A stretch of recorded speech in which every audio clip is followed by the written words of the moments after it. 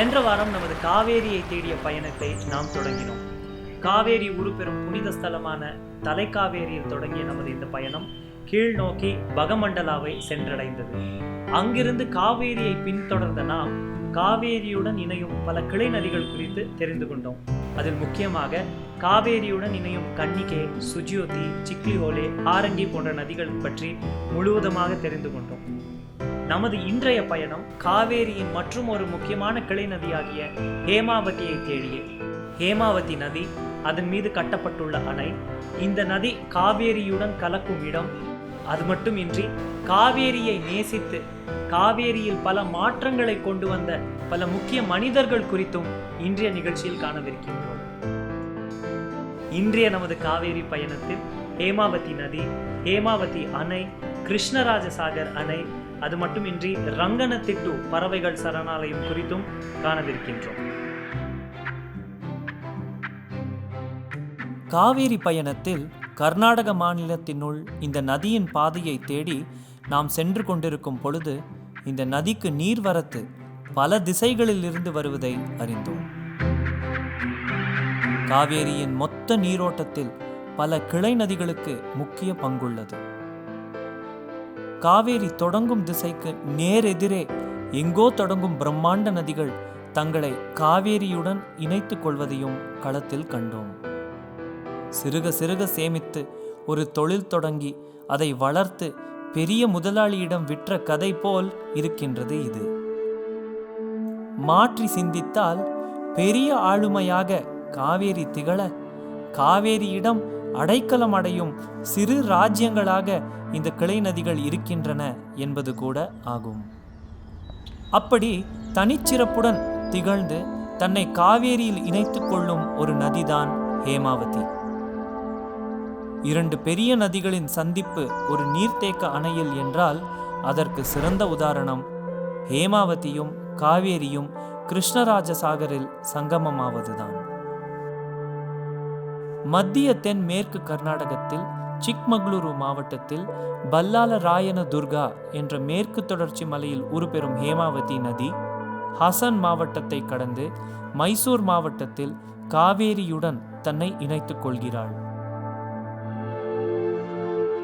நாம் இப்பொழுது இருக்கக்கூடியது கட்டஹள்ளி என்கின்ற கர்நாடக கிராமம். நமக்கு பின்புறம் ஓடக்கூடிய நதிதான் ஹேமாவதி நதி.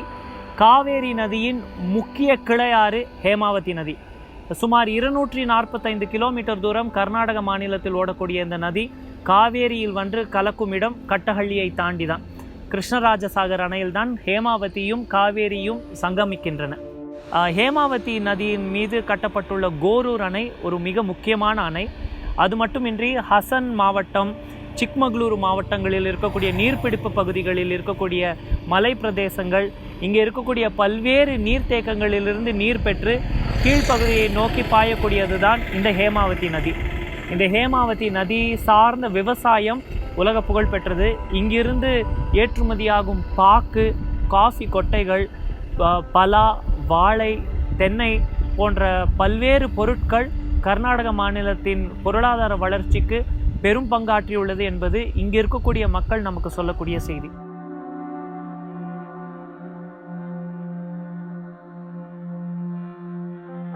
கிருஷ்ணராஜசாகர் அணையில் நீர்மட்டம் உயர வேண்டும் என்றால் அதற்கு காவேரியில் நீர்வரத்து இருந்தால் மட்டும் போதாது, ஹேமாவதியிலும் நீர்வரத்து இருக்க வேண்டும். இந்த இரண்டு நதிகளும் பெருக்கெடுத்தால்தான் கிருஷ்ணராஜசாகரில் வெள்ளப்பெருக்கு. காவேரிக்கு கிளை நதி என்றாலும் தனிப்பட்ட முறையில் சிறப்புகளை கொண்டது ஹேமாவதி நதி. நாம் இதுவரை பார்த்து வந்த நதிகளின் அமைப்பு தான் ஹேமாவதிக்கும். மலைகளில் உருப்பெறும் பல காட்டாறுகள் ஒன்றிணைந்து பெரிய நதியாக இது உருமாறி இன்னும் ஒரு பெரிய நதியை உருவாக்க செயல்படுவதே இதன் அமைப்பு. ஹேமாவதிக்கு யாகச்சி என்ற ஒரு முக்கிய கிளை நதியும் உண்டு. சற்றே சிந்தித்தோம் என்றால் தமிழகத்துக்குள் காவேரி நீராக வருவது இத்தனை கிளை நதிகளை கடந்து வருகின்றது என்பது பிரமிப்பை ஏற்படுத்துகிறது. யாகச்சியும் ஹேமாவதியும் கூட இணைவது ஒரு அணையின் நீர்பிடிப்பு பகுதியில்தான். கோரூர் என்ற ஒரு மலைப்பாங்கான ஹாசன் மாவட்ட கிராமத்தில் பிரம்மாண்டமாய் எழுப்பப்பட்டுள்ளது ஹேமாவதி அணை. இந்த அணையின் முக்கியத்துவமே இதன் பரந்து விரிந்த நீர்பிடிப்பு பகுதிகள்தான். சுமார் 3000 சதுர கிலோமீட்டர் தூரத்திற்கு நீர்பிடிப்பு பகுதியை கொண்ட இந்த அணையின் உயரம் 58.5 மீட்டர், நீளம் 4600 மீட்டர். 1979ஆம் ஆண்டு கட்டப்பட்ட இந்த அணை இந்த பகுதியின் வாழ்க்கை முறையையே மாற்றியுள்ளது என்கின்றன உள்ளூர் மக்கள். ஹொய்சல மன்னர்கள் ஆண்ட இந்த பகுதிகளில் பல ராஜ்யங்கள் பின்தொடர்ந்துள்ளன. காலங்கள் தொட்டே சிறு விவசாயம், மலைப்பொருட்கள் விளைச்சல், சாகுபடி என்று வாழ்ந்து வந்த மக்களின் விவசாய முறைகளில் பெரிய மாற்றத்தை கொண்டு வந்தது இந்த அணை. நீர் இருப்பு மற்றும் நீர் சென்றடையும் பகுதிகள் விரிவடைய விவசாயமும் வளர்ந்தது என்பது இப்பகுதிகளை வலம் வரும் பொழுது பார்க்க முடிகின்றது. ஹேமாவதியில் இருந்து சுமார் 70 கிலோமீட்டர் தூரத்தில் அமைந்துள்ள யாகச்சி அணையும் இந்த பகுதியின் முக்கிய நீர் அடையாளமாக திகழ்கிறது. இந்த இரு அணைகளில் தேக்கப்படும் நீர்தான் தென்மேற்கு கர்நாடகத்தின் விளைபொருள் பொருளாதாரம், சுற்றுலா சார்ந்த பொருளாதாரத்திற்கு பெரும் பலமாக திகழ்கிறது. இந்த அணை சார்ந்த சுற்றுலா பொருளாதார வளர்ச்சிக்கு சிறந்த உதாரணங்கள் பல உள்ளன. ஹேமாவதி அணை கட்டுவதற்கு முன்பு இன்று அதன் நீர்த்தேக்க பகுதியாக விளங்கும் இடத்தில் ஷெட்டிஹள்ளி என்ற கிராமத்தில் ஒரு பிரெஞ்சு தேவாலயம் கட்டப்பட்டது. 1860ஆம் ஆண்டு இங்கு இருந்த பிரிட்டிஷ் தோட்டங்களில் வாழ்ந்து வந்த ஆங்கிலேயர்களுக்காக பிரெஞ்சு கட்டிட வல்லுநர்களால் கட்டப்பட்டது இந்த செட்டிஹள்ளி ரோசரி தேவாலயம். இந்த அணை கட்டிய பின்பு அதன் நீர்த்தேக்கத்தினுள் வந்த இந்த தேவாலயம் ஒவ்வொரு முறையும் இந்த அணை நிரம்பும் பொழுதும் நீரில் மூழ்கிவிடும். எப்படி மேட்டூர் அணையின் நீர்த்தேக்கத்தில் ஒரு நந்தி சிலை இருக்கின்றதோ அதே போன்று ஹேமாவதி அணை பகுதியில் அமைந்துள்ளது இந்த தேவாலயம். இன்று இது ஒரு முக்கிய சுற்றுலா தலமும் கூட. இப்படி ஹேமாவதியும் யாகச்சியும் இந்த பகுதிகளில் விவசாயம், சுற்றுலா என பல தொழில்கள் வளர முக்கிய பங்காற்றியுள்ளன.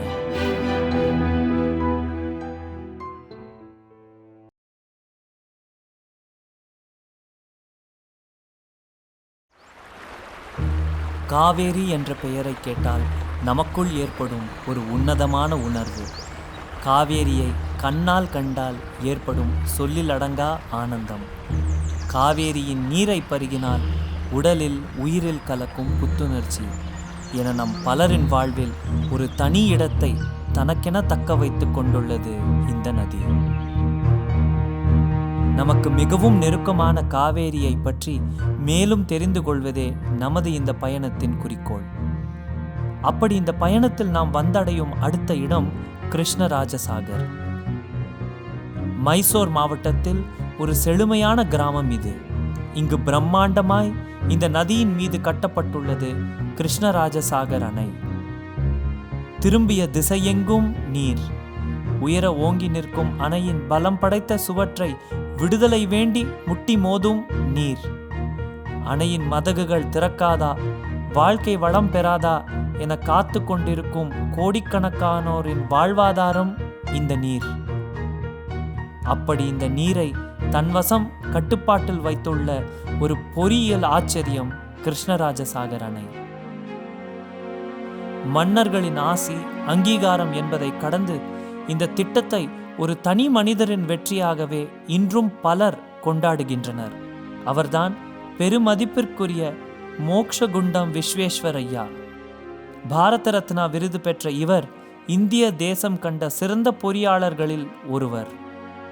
தெலுங்கு குடும்பத்தில் பிறந்து கர்நாடகத்தில் பெரும்பங்கு பணியாற்றிய இவரின் புகழுக்கு நாடு முழுவதும் பல காலங்கள் கடந்த பொது திட்டங்கள் பல உள்ளன. அதில் கிருஷ்ணராஜசாகர் அணை மிக முக்கியமானது. இது கட்டி முடிக்கப்பட்ட பொழுது ஆசியாவிலேயே பெரிய நீர்த்தேக்க அணை என்ற பெருமையை பெற்றது. தேச வளர்ச்சிக்கு இவர் ஆற்றிய பெரும் பங்கில் கிருஷ்ணராஜசாகர் அணைக்கு முக்கிய இடம் உண்டு. இந்த பகுதியின் வறட்சி தடுப்பு மற்றும் நீர்வளம் சேமிப்பு ஆகிய இரண்டையும் கருத்தில் கொண்டு அன்றைய ஆட்சியாளர்களிடம் 194 அடி உயர அணை கட்ட ஒரு திட்டத்தை பகிர்ந்தார் திரு விஸ்வேஸ்வரய்யா. பல தடங்கல்கள் மறுப்புகளை கடந்த கிருஷ்ணராஜ உடையாரின் ஒப்புதலுடன் பலரின் எதிர்ப்புக்கிடையே 1911ஆம் ஆண்டு தொடங்கப்பட்டது இந்த பணி. பல வருடங்கள் நடைபெற்ற இந்த பணி முடிவுற்று முற்றிலும் செயல்பாட்டிற்கு வந்திட 1938ஆம் ஆண்டு வரை ஆனது. இந்த கிருஷ்ணராஜ சாகர் அணைக்கு ஒரு பெரிய வரலாறு கதையே இருக்கு. அப்பொழுதைய மைசூர் மாகாணத்தில் ஏற்பட்ட தொடர் வறட்சி, இந்த வறட்சியை எப்படி எதிர்கொள்ளப் போகின்றோம் என்று தெரியாமல் ஆட்சியாளர்கள் தவித்தது. அதற்கு ஒரு தீர்வாக பொறியாளர் விஸ்வேஸ்வரய்யா கொடுத்த ஒரு அறிவுரையின் பேரில் அவரால் கட்டப்பட்ட ஒரு அணை தான் கிருஷ்ணராஜ சாகர் அணை. கிட்டத்தட்ட 2 கிலோமீட்டர் நீளம் உள்ள இந்த பிரம்மாண்டமான அணை காவேரி நதியில் கட்டப்பட்டிருக்கக்கூடிய ஒரு முக்கியமான நீர் தேக்க அணை. இந்த அணை கிராவிடேஷனல் மாடல் அப்படின்னு சொல்லக்கூடிய விதத்தில் தான் கட்டப்பட்டிருக்கு. சிமெண்ட் இல்லாமல் அப்பொழுது இவ்விடம் கிடைத்த பொருட்களை வைத்தே ரொம்ப பலமாக கட்டப்பட்ட ஒரு அணை தான் இந்த கிருஷ்ணராஜ சாகர் அணை. சுமார் 134 அடி உயரமும் 8200 அடி, அதாவது 2.6 கிலோமீட்டர் வரை நீளமும் கொண்ட இந்த அணையின் கட்டுமானம் தேக்கக்கூடிய நீரை நம்பி இருப்போர் பலர். அதில் மைசூர் நகரின் மொத்த நீர் தேவை, பெங்களூரு நகரின் குடிநீர் தேவை, தமிழகத்தில் பல காவேரி கரையோர நகரங்களின் விவசாய மற்றும் குடிநீர் தேவைகளும் அடங்கும். இது கட்டப்பட்ட காலத்தில் மட்டுமன்றி இன்றும் கூட இந்த அணை ஒரு பொறியியல் பொக்கிஷமாகவே பார்க்கப்படுகிறது. அதிலும் இந்த அணையின் மதகுகள், நீர்த்தேக்க வீழ்ச்சி பகுதி சமநிலைப்படுதல் ஆகியவை ஒரு முன்னோடி அமைப்பாக திகழ்கிறது. இந்த அணையின் மற்றும் ஒரு சிறப்பு இதன் நீர்த்தேக்க ஏரியின் அமைப்பு. லக்ஷ்மண தீர்த்தா என்ற நதி கொடகு மாவட்டத்தில் தென்மேற்கு கர்நாடகத்தில் உருப்பெற்று ஹன்சூரை கடந்து கிருஷ்ணராஜசாகர் நீர்த்தேக்கத்தில் ஐக்கியமாகின்றது. தலைக்காவேரியிலிருந்து பயணிக்கும் காவேரி இதே நீர்த்தேக்கத்தில் மேற்கு பகுதியிலும், கோரூர் அணையை கடந்து பயணிக்கும் ஹேமாவதி வடக்கிலும் இந்த நீர்த்தேக்கத்தில் சங்கமமாகின்றன. இந்த 3 நதிகளும் சந்தித்து கலந்து கூட்டாக காவேரியாக வெளியேறுவது இந்த அணையின் முகப்பு வழியே. கிருஷ்ணராஜசாகர் அணையின் அருகே அமைக்கப்பட்டுள்ள பிருந்தாவன் தோட்டம் மிகவும் புகழ்பெற்ற சுற்றுலா தலம். திரைப்படங்கள் தொடங்கி தேன் நிலவு கொண்டாடும் புதுமண தம்பதியினர், விடுமுறை கழிக்கும் பள்ளி மாணவர்கள் என அனைவரையும் ஈர்க்கும் ஒரு அழகிய தோட்டம் இது. அணைகளுக்கு முன்னோடி, நீர் மேலாண்மை திட்டங்களுக்கு ஒரு எடுத்துக்காட்டு, ஒரு பிரம்மாண்ட பொறியியல் கட்டமைப்பு என்று பல உதாரணங்களுக்கே உதாரணமாக திகழும் என்ற ஒரு கண்கவர் கட்டமைப்பு இந்த கிருஷ்ணராஜசாகர் அணை.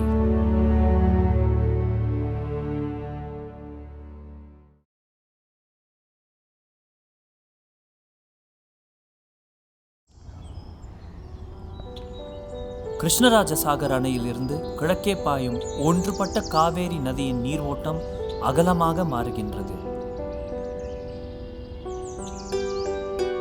இந்த அகண்ட காவேரியில் பல தீவுகள் அமையப்பெறுகின்றன. அதில் சில சின்னஞ்சிறியவைகளாகவும் பல பிரம்மாண்ட நகரங்கள் அளவிற்கும் இருக்கின்றன. கிருஷ்ணராஜசாகர் அணையை கடந்து யதுமுரி, பால்முரி என்ற 2 தடுப்பணை நீர்வீழ்ச்சிகளை கடந்து காவேரி வந்தடையும் ஒரு சின்னஞ்சிறு தீவுதான் ரங்கனத்திட்டு. இது இந்தியாவின் மிக முக்கியமான பறவைகள் சரணாலயத்தில் ஒன்று. பல மலைப்பிரதேசங்களின் நீரை சுமந்து ஓடி வரும் காவேரியின் நீரில் உள்ள சத்துகளுக்கு ஏற்றாற்போல் அதில் பலதரப்பட்ட உயிரினங்களும் வாழ்கின்றன. காவேரியின் மீன், நண்டு, நீர்நாய் என்ற அந்த பட்டியலில் பறவைகளுக்கு ஒரு சிறப்பிடம் உண்டு. இத்தனை வகையான மீன்கள் இருக்க அதை தேடி வரும் பறவைகளின் எண்ணிக்கையோ பல நூறு. நம்மில் பலர் ஓவியங்களாகவும் புகைப்படத்திலும் மட்டும் பார்த்த பல அரிய வகை பறவைகளை இங்கு சர்வசாதாரணமாக சுற்றித் திரிகின்றன. இந்த நதியின் நீரில் உள்ள உணவு, இந்த நதியின் கரைகள் ஓரம் அமைந்துள்ள ஏதுவான மணல் பரப்பு, இங்கு பறவைகள் முட்டையிட்டு குஞ்சு பொரிக்க ஏதுவாக அமைந்துள்ளது. நதி என்பது மனிதர்களுக்கானது மட்டுமல்ல என்பதை உணர்த்தும் ஒரு இடம் ரங்கனத்திட்டு. 1648 ஆண்டு காண்டிவீர நரசிம்மராஜ உடையார் என்ற மன்னரால் காவேரியின் குறுக்கே ஒரு தடுப்பு கட்டப்பட்டது. இதன் காரணமாக கீழ்ப்பகுதியில் பல திட்டுகளும் தீவுகளும் உருப்பெற்றன. இந்த தீவுகள் காலப்போக்கில் பறவை, பாம்பு என்று பல இனப்பெருக்கத்துக்கு வழிவகுத்தது. புகழ்பெற்ற இயற்கை ஆர்வலரும் பறவைகள் ஆராய்ச்சியாளருமான திரு சலீம் அலி அவர்களின் முயற்சியால் ரங்கனத்திட்டு ஒரு பாதுகாக்கப்பட்ட சரணாலயமாக அறிவிக்கப்பட்டு இன்றும் பாதுகாக்கப்படுகிறது. பெருக்கெடுக்கும் காவேரியில் ஒரு அமைதியான தீவில் இத்தனை உயிர்களா என்ற பிரமிப்பு தான் இங்கு வருவோர்க்கு. ரங்கனத்திட்டு பறவைகள் சரணாலயம் ஒரு சுற்றுலா தலம் என்பதை காட்டிலும் ஒரு இயற்கை அருங்காட்சியகம் என்றே சொல்ல வேண்டும். இந்த ரங்கனத்திட்டு அமைந்துள்ளது கிருஷ்ணராஜசாகர் அணைக்கும் வரலாற்று தீவு நகரமான ஸ்ரீரங்கப்பட்டினத்துக்கும் இடையே. பறந்து விரிந்த காவேரியின் நடுவே ஒரு அமைதியான பறவைகள் சரணாலயமாக ரங்கனத்திட்டு இருந்து வருகின்றது. ரங்கனத்திட்டு அருகே மற்றும் ஒரு சுவாரஸ்யமான கதையும் உண்டு. அதுதான் பங்காரதொத்தி வாய்க்காலின் சரித்திரம். தடுப்பணைகள், ஏரி, குளம், குட்டைகள், கால்வாய்கள் இன்று நேற்று உருவாக்கப்பட்டவை அல்ல. நீரின் தேவையை அறிந்து ஆதிகாலம் முதலே பலரின் சிந்தனை, செயலின் வெளிப்பாடாக நீர் மேலாண்மை திட்டங்கள் இருந்துள்ளன. அதற்கு பல உதாரணங்கள் இன்றும் காணப்படுகின்றது. அதில் ஒரு முக்கியமான உதாரணம் பங்காரதொத்தி வாய்க்கால். வரலாற்று ஆய்வாளர்களின் ஆராய்ச்சியில் கண்டுபிடிக்கப்பட்டது. ரந்திர காண்டிவீரா நரசிம்ம உடையார் என்ற மன்னர் ஒரு முறை இந்த பகுதியில் வேட்டையாட வந்த பொழுது ஒரு உள்ளூர் பெண்ணை பார்த்து ஈர்க்கப்பட்டார். மன்னரின் உதவியாளர்கள் அந்த பெண்ணை மன்னரின் மாளிகைக்கு வலுக்கட்டாயமாக அழைத்து வர, அந்த பெண்ணோ மன்னரின் வற்புறுத்தலுக்கு இடம் கொடுக்காமல் தனது சுயமரியாதையை விட்டு கொடுக்காமல் வைராகியத்துடன் இருந்ததை பார்த்த மன்னர் மனம் மாறி அந்த பெண்ணிடம் என்ன வேண்டுமோ கேட்டு பெற்றுக்கொள்ளும்படி கூறினார். அந்த பெண் தனக்கென நகையோ பணமோ பொருளோ கேட்காமல் தனது கிராமத்தின் நீரில்லாத நிலையை மன்னரிடம் விளக்கி தனது கிராமத்திற்கு ஏதேனும் தீர்வு தரும்படி கேட்டுக்கொண்டார். இதை பாராட்டிய மன்னர் அந்த பெண்ணின் பெயர் சூட்டி ஒரு வாய்க்கால் வெட்ட ஆணையிட்டார். அதுவே இந்த பங்காரதொத்தி வாய்க்கால். வறண்ட தனது கிராமத்திற்கு நீர் கொண்டு சேர்த்த பெருமை தொத்தி என்ற அந்த அம்மையாரை சேரும். 350 ஆண்டுகள் பழமையான இந்த வாய்க்கால் மூலம் பலன் பெறும் கிராமங்கள் பல உள்ளன. இந்த வாய்க்கால் இந்த பகுதியின் பொருளாதாரத்தையே மாற்றி அமைத்து ஒரு பசுமை புரட்சிக்கு வழிவகுத்தது. அது மட்டுமின்றி பல துணை வாய்க்கால்கள் மைசூர் மாவட்டம் முழுவதும் அமையப்பெற முன்னோடியாக இது அமைந்தது. அகண்ட நதியில் கரை புரண்டோடும் வெள்ளத்தை சிறு வாய்க்கால்கள் மூலம் நீர் சென்றடையாத பல கிராமங்களுக்கு சேர்த்ததற்கு இதுவும் ஒரு உதாரணம். இப்படி நீர் மேலாண்மையில் பலரின் பங்கு இருந்துள்ளது என்பதற்கு இந்த கதையே சான்று. கிருஷ்ணராஜசாகர் என்ற பிரம்மாண்ட அணையை கட்டிய திரு விஸ்வேஸ்வரையா, தனது கிராமத்துக்கு நீர் சேர்க்க முயற்சி எடுத்த தொத்தி அம்மையார், மனிதர்களுக்கு மட்டுமல்ல பல உயிரினங்களும் வாழ வழிவகுக்கும் விதத்தில் பறவைகள் சரணாலயம் அமைக்க பாடுபட்ட திரு சலீம் அலி என இந்த நதியை நேசித்து இந்த நதியின் வாயிலாக பல உயிர்கள் இன்றும் பயன்பெறும் அளவிற்கு சிந்தனை செயலாற்றிய மனிதர்கள் பற்றி பார்த்தோம். காவேரி ஒரு கால பொக்கிஷம்.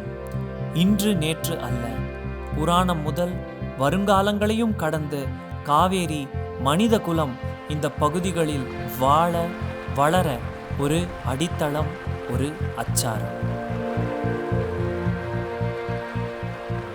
எத்தனை எத்தனை கதைகள், எத்தனை எத்தனை சுவாரஸ்யங்கள். காவேரி வெறும் நீரோடை அல்ல, இது ஒரு வாழ்க்கை பொக்கிஷம் என்பதை நாம் மீண்டும் மீண்டும் உணர்ந்து வருகின்றோம். இதுவரை நாம் தலைக்காவேரியிலிருந்து மைசூர் நகர் வரையிலான காவேரி பயணத்தை மேற்கொண்டுள்ளோம்.